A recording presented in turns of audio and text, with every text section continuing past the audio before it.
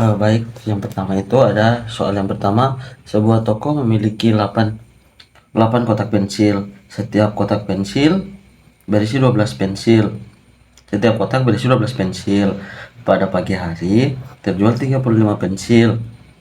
Pada siang hari, toko menerima tambahan 4 kotak pensil lagi dengan isi yang sama. Pertanyaannya, berapa jumlah pensil di toko sekarang?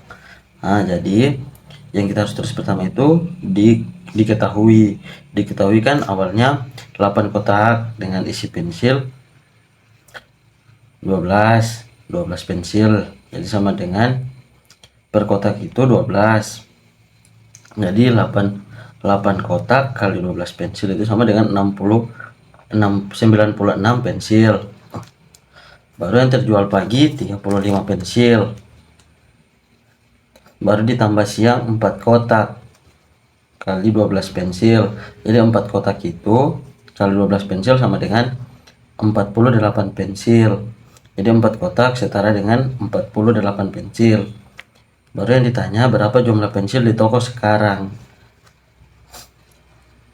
DP penyelesaian yang pertama itu orang mau cari pensil awal, yaitu 8 kali 12. 8 itu dari kotak pensil yang ada di toko, 12 itu dari jumlah pensil 9. Jadi pensil awal itu 8 kali 12 sama dengan 96 pensil. Baru yang kedua, pensil yang terjual. Di pensil yang terjual itu caranya mencari pensil awal dikurang dengan jumlah pensil yang terjual. 96 kurang 35. 35 itu dari pensil yang terjual pada pagi hari. Itu di sini. Baru 96 itu dari jumlah pensil keseluruhan.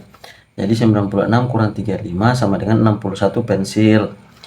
Baru yang ketiga, tambahan pensil pada siang hari. Tambahan pensil kan 4 kotak. 4 kotak itu isinya 12, jadi 4 kali 12 sama dengan 48 pensil. Nah, baru yang terakhir ada total akhir. Total akhir itu dari jumlah keseluruhan pensil yang tersisa. Sisanya kan 61 yang setelah terjual, baru ditambah 48, jadi 61 tambah 48 109 pensil. Nah, itu jumlah pensil. Jadi pertanyaannya kan, jadi jumlah pensil di toko sekarang adalah 109 pensil. Nah, kesalahan konseptual siswa. Siswa mungkin tidak memahami bahwa kotak pensil tambahan yang juga harus dikalikan dengan jumlah isi per kotak. Tuh. Baru siswa menganggap 4 kotak berisi 4 pensil tanpa dikalikan 12. Kesalahan prosedur pada siswa SD itu dia menghitung 4 tambah 8 sama dengan 12 kotak terlebih dahulu, baru dikalikan 12 tanpa memperhitungkan pensil yang sudah terjual. Yang kesalahan selanjutnya salah urutan, menjumlahkan semua dulu baru dikurangi hingga hasilnya berbeda. Baru ada tindak lanjut pembelajaran. Tindak lanjut pembelajaran itu guru menggunakan media konkret atau kotak dan pensil untuk simulasi transaksi. Yang terakhir itu remedial, latihan soal dengan satu operasi per soal, lalu bertahap ke multisensorik. Itu untuk soal yang pertama. Untuk soal yang kedua adalah soal pemecahan. Soalnya itu, ibu memiliki 3/4 kg gula. Ibu menggunakan 1/3 kg untuk membuat kue. Setelah itu ibu membeli lagi 1/2 kg gula. Pertanyaannya, berapa kilogram gula yang dimiliki ibu sekarang? Oke, langsung ke jawabannya. Diketahui gula awal itu 3/4 kilo. Yang digunakan ibu membuat kue 1/3 kg. Dibeli lagi 1/2 kg. Jadi yang ditanya jumlah gula ibu sekarang. Nah, yang langkah penyelesaiannya itu KPK dari 3, 4, 3, 2 sama dengan 12. Langkah pertama 3/4 kurang 1/3 sama dengan 9/12. So ini disamakan dulu penyebutnya. Jadi penyebutnya harus 12, harus sama karena KPK-nya itu 12, dari 4, 3 dan 2 itu KPK-nya 12. Jadi disamakan penyebutnya. 3 kali 3 9, baru 3 kali 4 1 kali 4 4. Jadi penyebutnya disamakan, baru ini dikali silang 9. Jadi hasilnya itu kita samakan penyebut, jadi 9/12 kurang 4/12 sama dengan 5/12 kilogram. Baru cara kedua, 5/12 tambah 1/2 sama dengan 5/12 tambah 6/12. Kenapa tetap 12? Karena penyebutnya dari sini tetap KPK yang sama. 5 itu dari jumlah ini yang ditemukan di sini di awal. Jadi 5/12 kurang 6/12 sama dengan min 11/12 11/12 kilogram. Nah, jadi jumlah gula yang dimiliki ibu sekarang 11/12 kilo. Kesalahan konseptual siswa SD, siswa menganggap penyebut biasa langsung dijumlahkan atau dikurangi. Jadi 3/4 kurang 1/3 sama dengan 2/1. Nah, itu kesalahan siswa.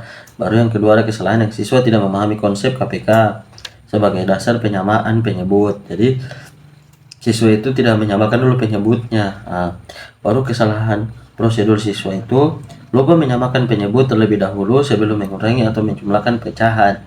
Baru salah menerima atau menemukan KPK-nya. Baru tindak lanjut yang harus dilakukan dalam pembelajaran, gunakan kertas lipat untuk menunjukkan pecahan. Lalu latihan pencarian KPK. Yang terakhir, kembali ke konsep pecahan senilai dengan menggunakan pendekatan gambar. Adapun soal ketiga yaitu perbandingan jumlah buku. Soalnya perbandingan jumlah buku cerita dan buku pelajaran di perpustakaan adalah 3/5.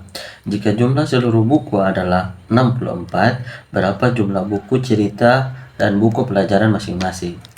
Jadi pertanyaannya itu jumlah masing-masing jenis buku. Nah, cara pengerjaannya pertama kita tulis diketahui. Diketahui itu perbandingan buku cerita dan buku pelajaran 3/5. Baru total seluruh buku itu 64, itu yang diketahui. Baru ditanya jumlah masing-masing jenis buku. Selanjutnya langkah penyelesaiannya. Langkah pertama jumlah bagian. Jumlah bagian itu kayak 3 tambah 5 sama dengan 8, itu bagian 8. Baru yang kedua nilai 1 bagian dari 64 kurang 8. 64 bahagi 8 sama dengan 8. Baru yang ketiga buku cerita itu 3 kali 8 sama dengan 24 buku. Baru yang keempat buku pelajaran 5 kali 8 sama dengan 40 buku. Jadi dari buku cerita itu 3 itu dari DP perbandingan, 8 itu dari bagiannya. Jadi